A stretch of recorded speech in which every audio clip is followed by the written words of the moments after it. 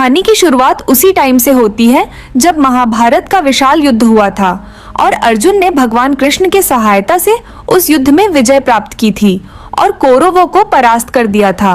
वो अर्जुन ही था जिसने कौरवों के सभी कुशल योद्धाओं को परास्त किया था। यहाँ तक कि धर्म के लिए अर्जुन ने अपने गुरु द्रोण को भी परास्त किया था। और जब युद्ध खत्म हुआ और गुरु द्रोण की मृत्यु हुई, तब उनके पुत्र अश्वत्थामा ने उनकी मृत्यु का प्रतिशोध लेने के लिए युद्ध के नियमों को तोड़ दिया और ब्रह्मास्त्र का आवाहन किया और उसे उत्तरा के पेट में पल रहे अभिमन्यु के पुत्र पर चलाया ताकि वो संपूर्ण पांडव वंश का विनाश कर सके। जिससे क्रोधित होकर भगवान कृष्ण ने उसे श्राप दिया और कहा कि वो अंतिम काल तक इस दुनिया में भटकता रहेगा और मृत्यु की भिख मांगेगा, फिर भी उसे मृत्यु नहीं मिलेगी। और जब अश्वत्थामा को उसकी गलती समझ आई तो उसने भगवान कृष्ण से क्षमा मांगी और कहा उसने जो पाप किया है वो क्षमा योग्य नहीं है, लेकिन फिर भी क्या किसी दिन उसे प्रायश्चित करने का मौका मिलेगा।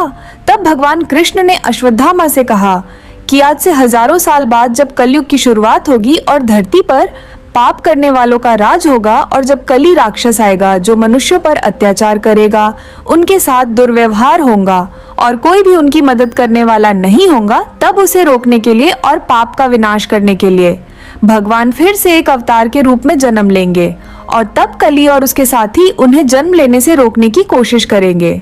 तब अश्वत्थामा को उनकी रक्षा करनी होगी ताकि वो इस दुनिया में जन्म लेकर पाप का विनाश कर सके और यही उसका प्रायश्चित होगा।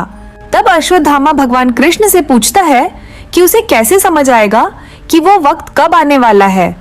तब भगवान कृष्ण उसकी माथे की मणि निकाल लेते हैं और कहते हैं जब वो वक्त आएगा तब ये मणि खुद ही तुम्हारे पास आएगी और तुम्हें संकेत देंगी। उसके बाद कहानी 6000 साल बाद शिफ्ट होती है और अब हम देखते हैं कि इंसानों ने बहुत ज्यादा तरक्की की है। उन्होंने बहुत ही हाईटेक मशीन बनाई है जो उनके कामों को आसान करती है, लेकिन उनकी तरक्की की वजह से धरती पर जीवन का कोई भी मूल्य नहीं बचा है।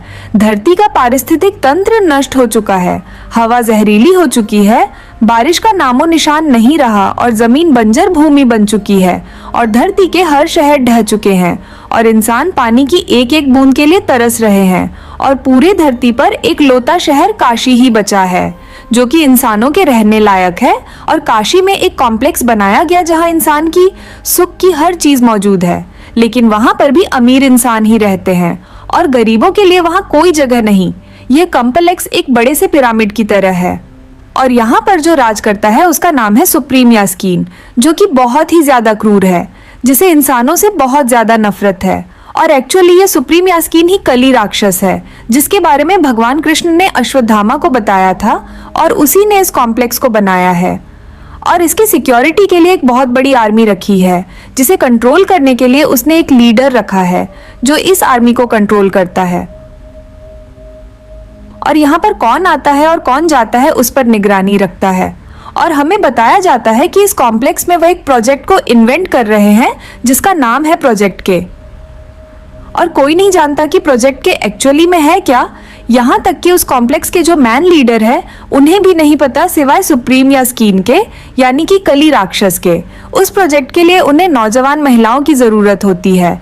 वह उन महिलाओं को दुनिया भर से पकड़ कर लाते हैं और यह कुछ छोटी उम्र के लड़कियों को भी पकड़ रहे होते हैं। और तब एक छोटी लड़की उनसे बचकर भाग रही होती है और रिबेल यानी कॉम्प्लेक्स से लड़ने वाले एक बागियों के झुंड में चली जाती है और उनके सरदार उस लड़की की मदद करता है और उसे एक मानी देता है जो चमक रही होती है। और ये वही मानी जो कृष्ण ने अश्वत्थामा से निकाली थी, लेकिन तभी वहाँ बहुत सारे सोल्जर आते हैं। तब सरदार लड़की को वहाँ से भगा देता है, लेकिन वो लोग उसे पकड़ लेते हैं। उसे उनके लीडर मानस के पास ले जाते हैं। चीफ मानस उससे कहता है कि अगर तुम मुझे उनका ठिकाना शंभाला का पता बता दोगे तो वो उसे जिंदा छोड़ देगा, लेकिन सरदार उसे कुछ नहीं बताता और उससे कहता है कि तुम बहुत बुरे हो, तुम्हारी बुराई की सीमा अब खत्म होने वाली है और अब तुम्हारा अंत होने वाला, क्योंकि अब भगवान का अवतार इस दुनिया में जन्म लेने वाला है। और इतना बोलने के बाद चीफ मानस सरदार को मार डालता है।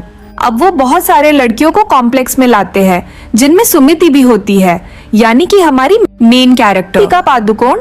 लेकिन इन सभी महिलाओं को पहले टेस्ट किया जाता है और जो उस टेस्ट में पॉजिटिव निकलते हैं उन्हें ही प्रोजेक्ट के लिए इस्तेमाल करते हैं और बाकी लड़कियों को उनकी खातिर करने के लिए रखा जाता है ताकि प्रेगनेंसी के दौरान उन्हें कोई दिक्कत ना हो।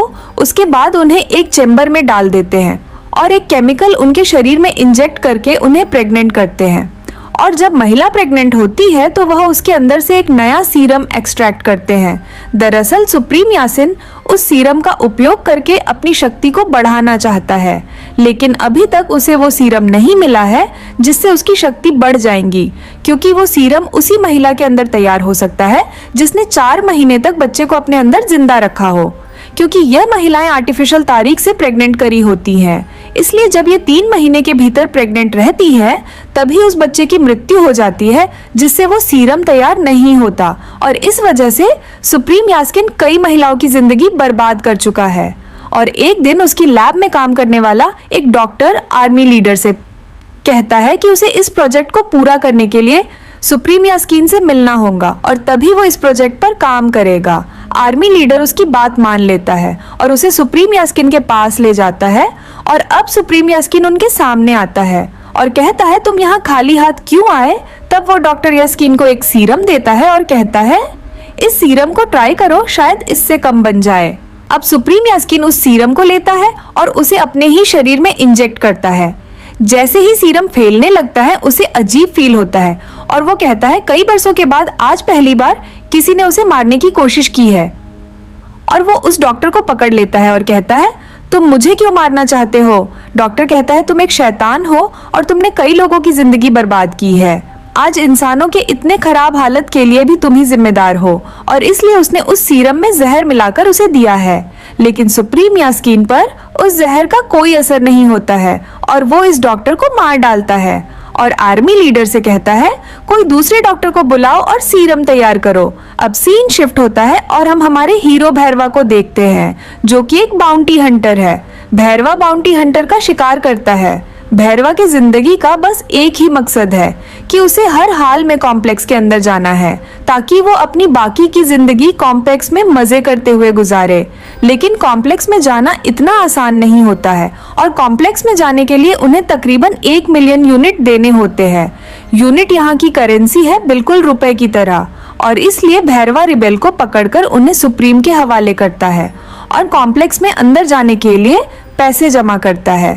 और अब बैरवा एक रिबेल्स को पकड़ने के लिए यहाँ आया होता है, लेकिन यहाँ पर बैरवा की तरह और भी कई बंटी हंटर्स होते हैं जिन्हें उस रिबेल्स को पकड़ना है जिस पर कि बहुत ही तगड़ा इनाम रखा हुआ है। और बैरवा उन लोगों से लड़ता है ताकि वह खुद उस रिबेल को पकड़कर कॉम्प्लेक्स के हवाले करे और उनसे अपने यूनिट ले सके।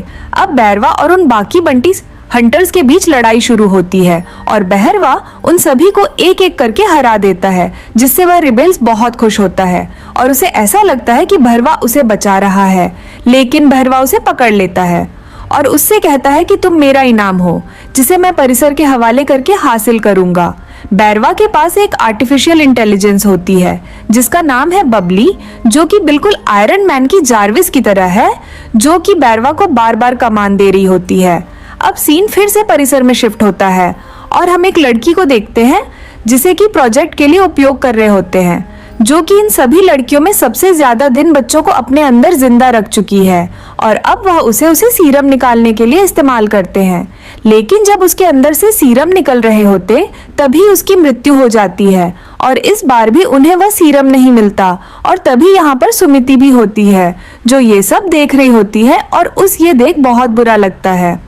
और एक्चुअली सुमिति भी इस वक्त प्रेग्नेंट होती है, लेकिन उसने ये बात सबसे छुपाई होती है। लेकिन वो खुद भी इस बात से हैरान थी कि डिटेक्टर मशीन से गुजरने के बाद भी उसका रिजल्ट नेगेटिव आता है, जबकि दूसरे प्रेग्नेंट लड़की का पॉजिटिव आता है।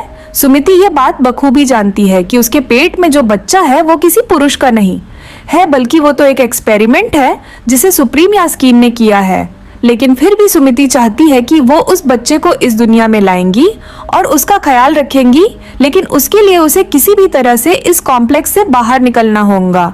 लेकिन यह इतना आसान नहीं है क्योंकि वहाँ बहुत ही टाइट सिक्योरिटी है जिनसे बचकर जाना नामुमकिन है। अब हम भैरवा की गर्लफ्रेंड रॉक्सी को देखते हैं जो भैरवा के पास उसके पैसे लेने आई थी, जिसे भैरवा ने उधार मांग कर लिए थे। लेकिन भैरवा के पास अभी पैसे नहीं होते हैं और वो उसे कुछ नहीं देता है, जिस वजह से उन दोनों में वही फाइट शुरू होती है। तब तब भैरवा उससे कहता है अगर वो उसे एक बार कॉम्प्लेक्स में लेके जाएंगी तो वो उसका उधार चुका देगा। रॉक्सी कॉम्प्लेक्स में साफ सफाई का काम करती है, इसीलिए वो भैरवा को भी टेम्परवारी कॉम्प्लेक्स में काम करने के लिए के जाती है। लेकिन भैरवा को सिर्फ 1 ही घंटा दिया जाता है कॉम्प्लेक्स में काम करने के लिए, लेकिन भैरवा उस 1 घंटे के लिए भी मान जाता है और चुपचाप कॉम्प्लेक्स के अंदर आ जाता है। लेकिन वहाँ पर काम करने की बजाय वह रॉक्सी को लेकर कॉम्प्लेक्स के अंदर घूमने फिरने लगता है। वह कॉम्प्लेक्स के उन इलाकों में घूमता है जो अमीर लोगों के लिए बनाई होती है, जहाँ पर एक बहुत ही बड़ा समुद्र होता है और बहुत से बड़े बड़े बगीचे होते हैं जिसमें तरह तरह के फल लगे होते हैं। और भैरवा रॉक्सी को लेकर समंदर के तट पर जाता है और दोनों ही वहाँ पर बहुत ज्यादा एंजॉय करते हैं। लेकिन इनकी खुशी ज्यादा देर तक नहीं रहती और भैरवा सिक्योरिटी गार्ड के हाथों पकड़ा जाता है और उसे सिक्योरिटी गार्ड कॉम्प्लेक्स से बाहर फेंक देते हैं। कॉम्प्लेक्स से बाहर जाते हुए भैरवा गार्ड से कहता है कि वह एक दिन यहाँ पर जरूर आएगा और तब वह उन गार्ड को उनकी नौकरी से निकाल देगा। और अब भैरवा डिसाइड करता है कि वह हर हाल में कॉम्प्लेक्स के अंदर जाकर रहेगा, लेकिन उसके लिए उसे 1 मिलियन यूनिट जमा करने होंगे। और अब सीन समिति की ओर शिफ्ट होता है जिसे एक गार्ड देख लेता है और वह समझ जाता है कि सुमिति प्रेग्नेंट है और वह सीधा आर्मी लीडर मानस के पास जाता है और उनसे कहता है कि एक लड़की प्रेग्नेंट है जो कि 3 महीने से ज्यादा बच्चों को पेट में पाल रही थी। यह बात सुनकर लीडर मानस बहुत ज्यादा खुश होता है और सुप्रीम तक यह बात पहुंचा देता है और सुमिति को पकड़कर उसे चैम्बर में डाल देता है और कहता है कि अब वह सीरम तैयार कर लेंगे। और जब वह सुमिति को मशीन में डालकर सीरम निकालने की प्रक्रिया चालू करते हैं तब वहां की मशीन किसी तरह काम करना बंद कर देती है और सुमिति की एक फ्रेंड समिति को वहां से बाहर निकाल देती है। तब सुमिति उससे पूछती है कि वह उसकी इतनी मदद क्यों कर रही है, तो वह लड़की बताती है कि वह एक रिवीलर्स है जो कि सुप्रीम के खिलाफ लड़ाई लड़ रहे हैं और सुमिति को देखकर